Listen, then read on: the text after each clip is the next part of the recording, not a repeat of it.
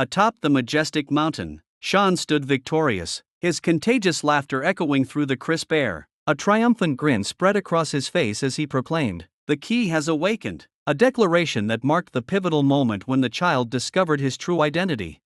But the journey to this revelation was fraught with danger and sacrifice. We flash back to a fateful night, when the palace was engulfed in a raging inferno. Amidst the chaos, Nero entrusted her precious child to Masana, a desperate act of love and protection. We learn that Nero's mother, Yoon, was the queen, bound to the king by marriage and duty.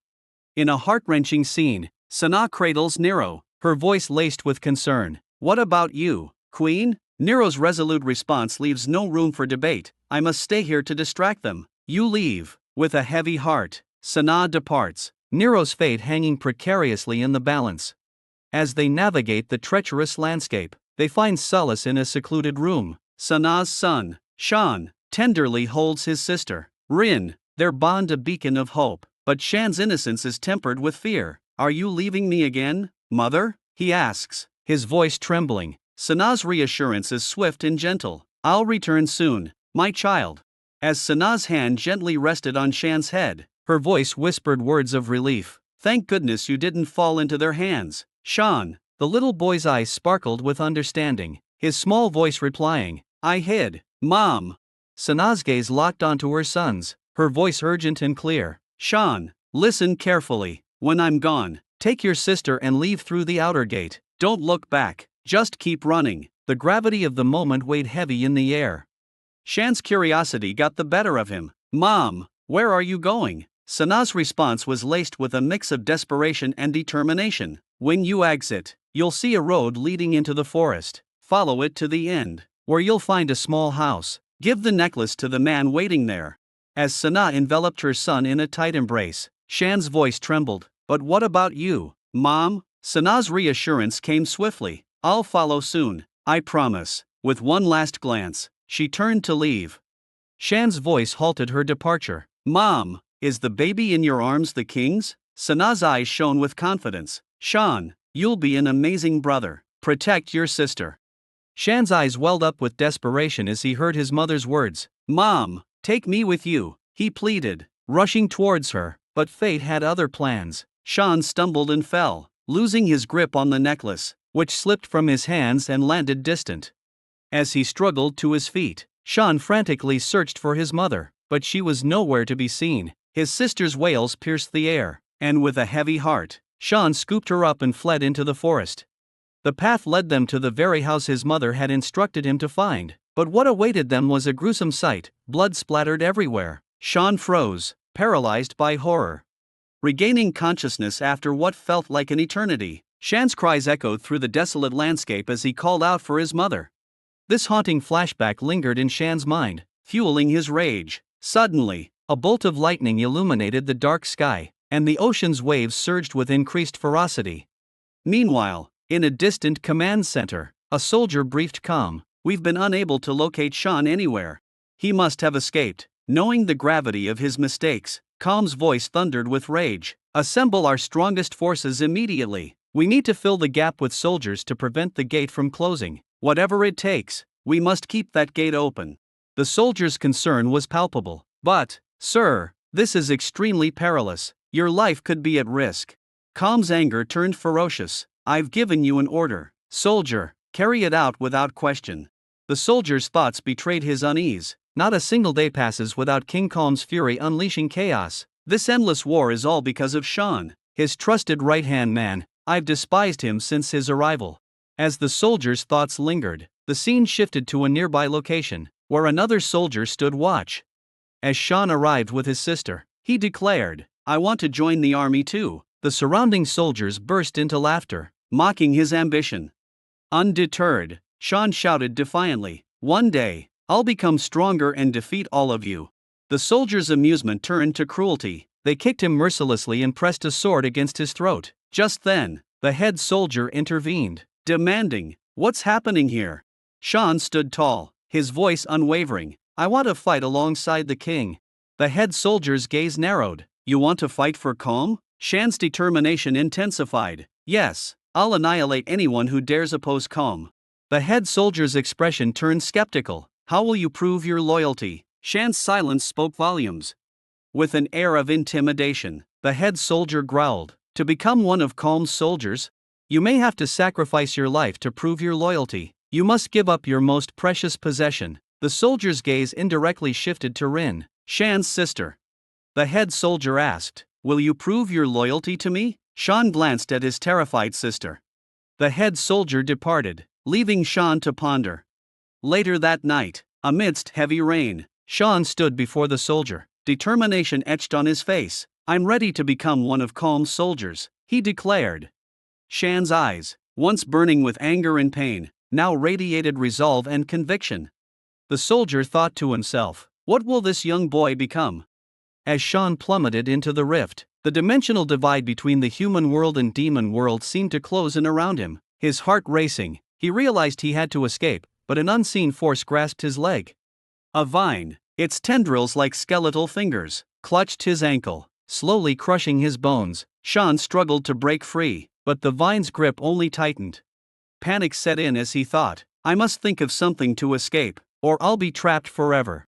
Shan's mind flashed back to a moment of tender farewell. He had handed Rin a cherished necklace near a towering tree, his voice filled with urgency. "Wait here for me, Rin. This necklace will keep you safe." Rin's eyes sparkled with concern. "But, Shawn, this necklace has always been yours. Why give it to me?" Shan's smile reassured her. "Take it, and wait for me here. I'll return soon." Rin's voice trembled. "Until when, Shawn?" Shan's gaze locked onto hers, his resolve unwavering. "Until I defeat the darkness and return to you." Shan's promise echoed through the trees, "I'll return soon." But he never came back, leaving his sister alone and vulnerable. His loyalty to Calm had consumed him, driving him to abandon the one person he loved. Yet, Shan's determination fueled his escape from the suffocating vine. "I've sacrificed too much to become Calm's soldier," he thought. "I won't be defeated by this." Meanwhile, Nero pondered his crucial role. "I'm the key to protecting the door. I must act, and for that, I need an ally." His gaze fell upon a butterfly, its delicate wings stirring a forgotten memory. As Nero entered, Luna's curiosity sparked. "Where were you so late?" she asked, her eyes narrowing. Nero's casual tone belied his secrets. "Just a midnight stroll." "Will tomorrow bring another training session?" Luna nodded, her expression serious. As the night drew to a close, Luna reminded Nero, "Get some rest. Training starts early tomorrow." Nero's curiosity lingered. "Luna, what did you mean by guardian earlier?" Luna's enigmatic smile faded as she departed for her quarters. Nero's thoughts swirled with questions. Next morning, at training, Say's eyes sparkled upon seeing Nero. Luna swiftly intervened, her expression stern. Say asked, her voice tinged with curiosity, "Are you Nero's girlfriend?" Luna's response was deliberately vague. "Draw your own conclusions." The doctor's timely arrival broke the tension. "Say, please report to the treatment room." As Say left, the doctor turned to Luna, her eyes narrowing. "Do you consider yourself Nero's guardian?" Luna clarified, her tone firm. "No, I'm simply ensuring his safety." Dr. Kim reassured Nero. "Don't worry, I've got this." She led him to the examination room. As Nero underwent testing, he wondered, how much blood will they draw? His mind wandered to the mysterious demon blood coursing through his veins. Afterward, Dr. Kim presented Nero to leader Rachel, who inquired, "Is your registration complete? Have you experienced anything unusual?" Nero's thoughts remained hidden. "Do they know my secret?"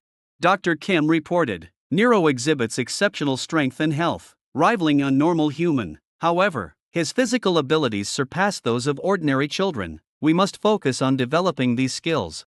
Seeking guidance, Nero visited his wise grandfather. "Grandpa, teach me defense techniques to defeat Mosh effortlessly." Grandpa smiled knowingly. "You plan to defeat Mosh? I expected as much. Your determination is admirable, Nero."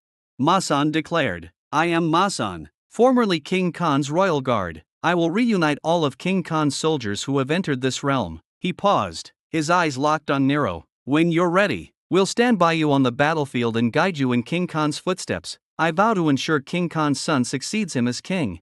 Meanwhile, Shawn emerged from the river, entering the human world. "Nero, wait for me," he called out.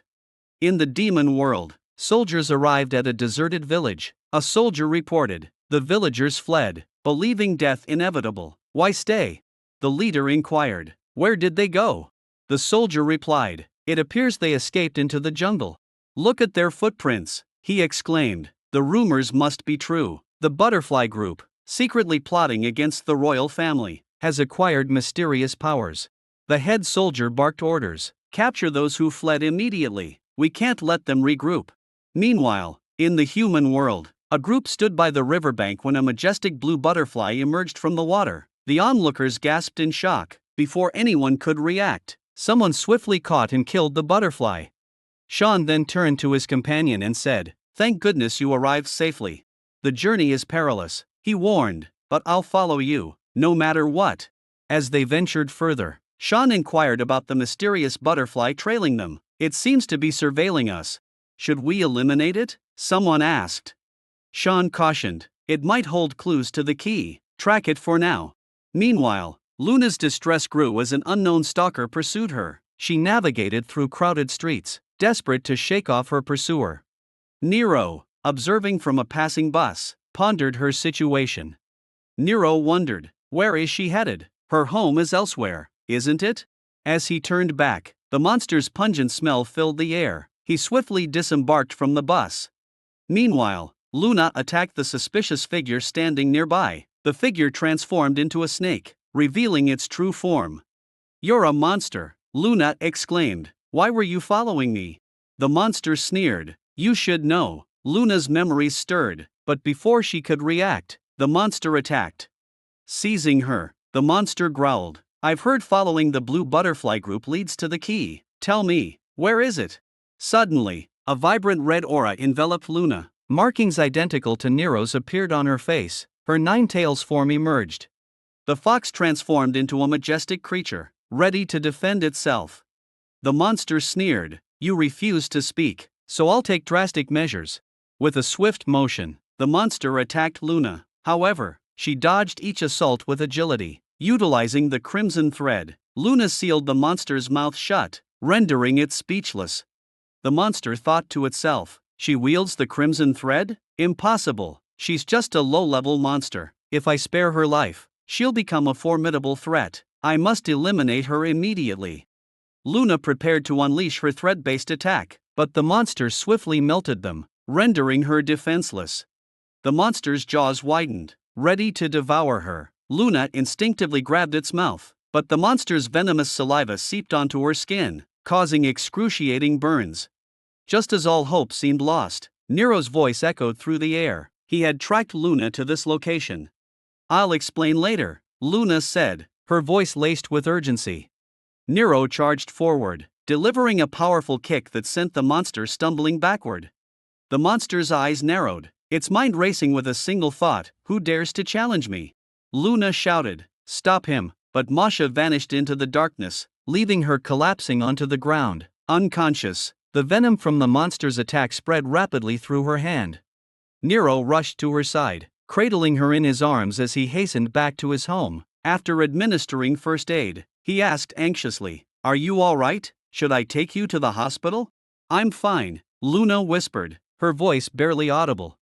Nero's gaze narrowed. "You know what I am, don't you? How long have you known?" Luna's eyes locked onto his, her voice laced with a mix of fear and determination. "Since I saw you taking medicine, you knew my secret, yet you didn't expose me." Nero's expression darkened, his anger simmering beneath the surface. Luna said, "I was waiting for you to wake up. Besides, you wouldn't have believed me even if I had told you the truth." Nero's eyes narrowed. "You knew how many demons were after me? If you had warned me earlier, I could have escaped them. How can I trust you now?" Luna's voice took on a determined tone. "Trust me, I'm on your side. Your mother was one of us, part of our group." Nero's eyes widened in shock at the mention of his mother. Luna continued, "Our leader has been waging war against the demons for a long time." "Leader," Luna revealed, "one's mission is to protect humans from demons. To achieve this, we sent agents to infiltrate the demon world and gather crucial information about demon kin. However, one of our agents, Yan, was captured." Luna continued, "Ironically, she later became King Khan's wife and your mother, the queen." The queen's existence served as proof that humans and demons can coexist peacefully, Luna explained. Yet, some individuals viewed her as a threat to their interests. Your birth, with both human and demon blood, amplified the queen's significance, Luna concluded, her eyes locked onto Nero's. As threats mounted, Queen, also a skilled agent, handled them with ease. However, she remained vigilant, knowing powerful foes could strike at any moment. To safeguard Prince and demonkind, she formed an elite army, dubbed Butterfly. I'm part of this group, Luna revealed, her eyes locking onto Nero's. Nero's thoughts raced. The butterfly presence around Luna makes sense now. They must communicate through her. Luna handed him a stack of photos. These M1 CCTV images are part of my extensive security intel gathering. I've been monitoring potential threats for a long time. I've been secretly gathering intel, Luna said, handing Nero a stolen security photo.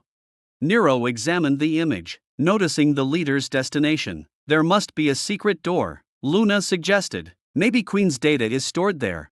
Let's investigate, Nero said. But we won't be able to open the door, Luna warned. Nero smiled confidently. I think I'm the key we need. The scene shifted to the snake monster, reporting to Shawn. That unexpected arrival forced me to flee, exposing our agent and key, the monster said. Shawn reassured, don't worry, I'll find the key quickly. C hastily drew something and fled. Luna and Nero burst into laughter at her playful antics. Nero observed, C seemed reluctant to come here, yet she's remarkably cheerful. Luna smiled knowingly. Our destinies were sealed at birth. Anyone with superpowers inevitably ends up here. With that, Luna and Nero ventured to the area concealing the secret door. Nero utilized his powers to unlock it. Nero utilized his powers to unlock the gate, revealing an assortment of enigmatic objects that left Luna and him perplexed. Luna whispered, I knew M1 was ancient, harboring many secrets. Meanwhile, Shin arrived at Nero's residence. Nero discovered a cryptic photo and his mother, Yant's, confidential file. Concurrently, Shin stumbled upon Sana's.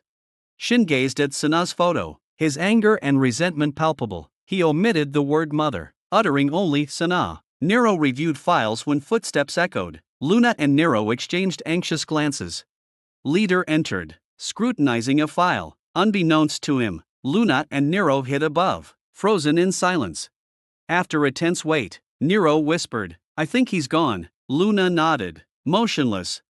Nero stood close to Luna, making her blush. Your hair's blowing, Nero observed. Must be wind coming from behind. This path leads somewhere. Leader sensed someone's presence but couldn't understand who. Nero and Luna followed the path to a spot overlooking a lab. Dr. Aaron instructed, I've increased the input. Do you feel dizzy? Aaron responded affirmatively. Luna whispered, what's Aaron doing here? Nero replied, it seems we've uncovered something we shouldn't know about.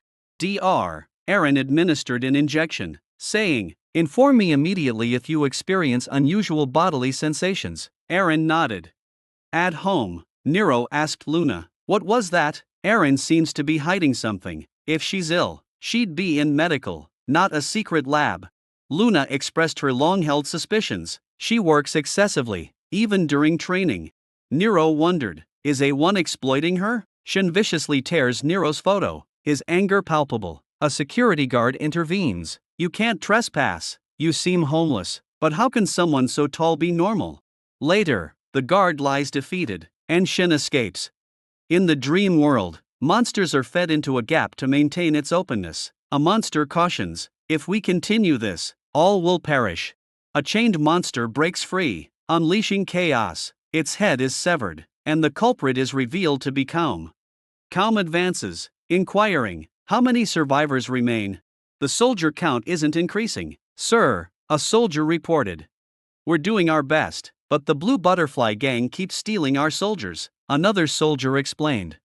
Calm's anger flared, his grip tightening around the soldier's neck. How many times have I warned you? Never mention that gang's name again. Barrow apologized profusely as Calm released him. Feed more soldiers into the gap now. We can't let it close. Barrow nodded, thinking desperately, if the gap closes, he'll kill me. Time is running out. The scene shifts to two figures, their conversation hushed and urgent. They discussed whispers of Masan's survival. A rumor spreading through the Devian world. Was the king's son truly back? Just then, the child's lighter flared to life. As he looked up, Shin stood before them, his eyes piercing. Do you truly believe the rumors? The pair fled in terror, the girl scaling the wall as the boy took the lower route. Shin unleashed a wave of magical flames. You have time, but I don't. I won't waste it on you. As the fire spread, the boy's hand burned, and he collapsed with a cry. Shin loomed over him, his voice low and menacing. Though I walk among humans, you failed to recognize me. I am Shinan, the legend. The boy's eyes widened in awe and fear. Is this the Shinan of legend? Shin, Kaum's ruthless right-hand man, stood before his captive. Escape is impossible. I must attack. The captive lunged, but Shen countered, sending him crashing to the ground. Where is the king's son? Shen demanded. With each desperate denial, Shen's flames seared his face. The girl launched a surprise attack from above, confident in her precision. Shen swiftly countered, scaling the wall to find bloodstains, but the girl had vanished. The scene shifts to dawn, where Shin's assault had created a massive, smoldering crater. Police cordoned off the area, restricting entry. A faint voice echoed from the crater. As the officer approached, a colossal monster emerged. Restricted area breached, he urgently radioed. A colossal monster emerged, unleashing carnage on civilians. More monstrous creatures followed, pouring out of the crater like a deadly tide. Meanwhile, the A1 team mobilized, gearing up to confront the chaos. C's eyes shone with anticipation. Nero's brow furrowed. This is unprecedented. Monsters aren't hiding. Something catastrophic is brewing. Luna questioned. Where are you headed? This isn't our mission. Nero's jaw set. I don't care. It's my duty. The monsters feasted on human terror, reveling in chaos. The M1 team arrived, and Aaron's gaze pierced the mayhem. With an eerie calm, Aaron leaped from the aircraft, followed by her teammates. The battle raged, team members clashing with monsters in a desperate fight for survival. Arian ordered the backup team to deploy. As the squad struggled to hold their ground against the relentless machines, the enemy's formidable arsenal and overpowering strength made them nearly unbeatable. Arian fought valiantly, her thoughts racing. Their attacks are overwhelming. If this continues, our barrier will shatter. I must maintain distance, or risk exhaustion. As she stumbled, a monstrous creature closed in. Nero burst into the fray, striking the beast with precision. Arian's eyes widened in shock. Are you okay? Nero asked, concern etched on his face. Earlier, the team had landed to confront the monstrous horde. Hazong dispatched a smaller foe with ease, quipping, "You were hardly a challenge." Just then, a behemoth monster assaulted him. Undaunted, Hazong stood firm. Fighting these machines is. This is tedious, Seed said. Having defeated the monsters with ease, I've already taken down 2, securing my top spot. Just then, another monster emerged, which Seed swiftly dispatched with a single finger. My apologies, I meant to finish them all simultaneously. The scene cuts to the mission briefing, revealing the agents' code numbers C2, Hansung 1, and Aaron 1. The information officer reported, Agents 2 and 3 are performing admirably, but we've lost contact with number 1. Locate their position immediately. Aaron was queried, can you handle the 5 monsters approaching you? Effortlessly, Aaron replied, activating her powers and soaring into the air. With a single, decisive attack, she annihilated the monsters. Mission accomplished, the officer announced. Relief teams are en route. Fall back and regroup. Aaron gazed into the crater, lost in thought. These monsters, what's their true purpose? Aaron's unease grew. Are they attacking without a strategy? There must be a larger scheme at play. C called out from behind. Hurry, Hansung won't wait. Hansung added, we're running out of time. Aaron steeled herself. Whatever the plan, our objective remains, eliminate Mozhan. As she joined C and Hansung, a colossal monster burst from the crater, stunning them. I've never seen anything like this, C and Hansung exclaimed in unison. The monster charged at Aaron. The scene shifted to a vibrant market, teeming with life.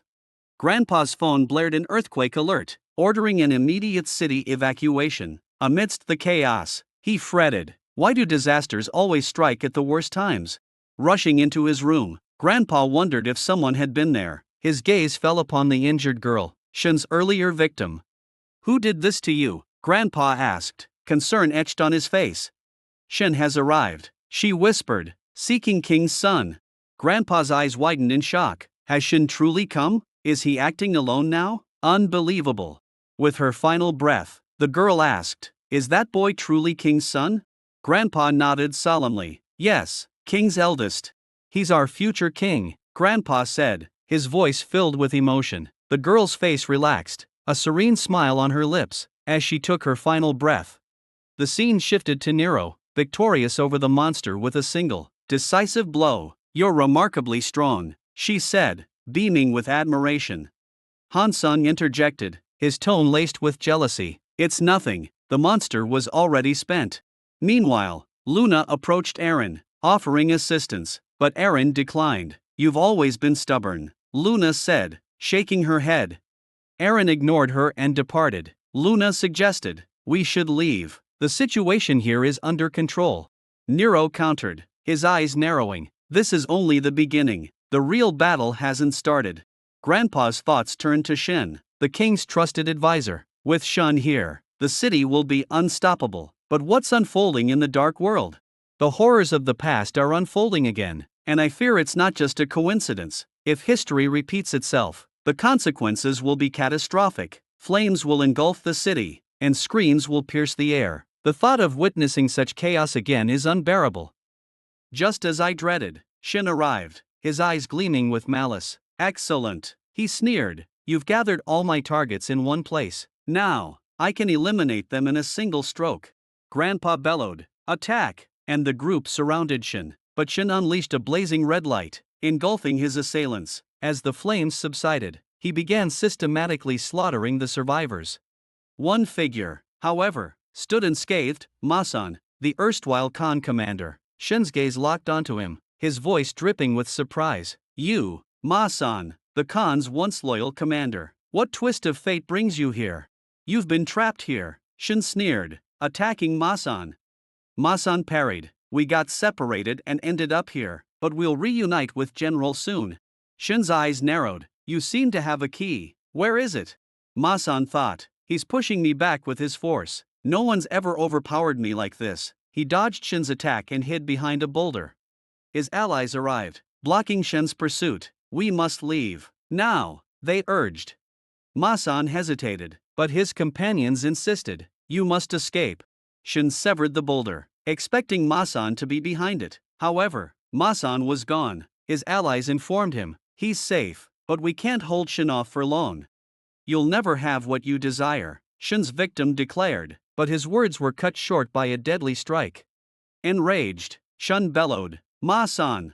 The scene shifted to Shin sauntering through the crowd, attracting wary gazes. Onlookers whispered among themselves, who is this? Is that a real sword? Is this some movie shoot?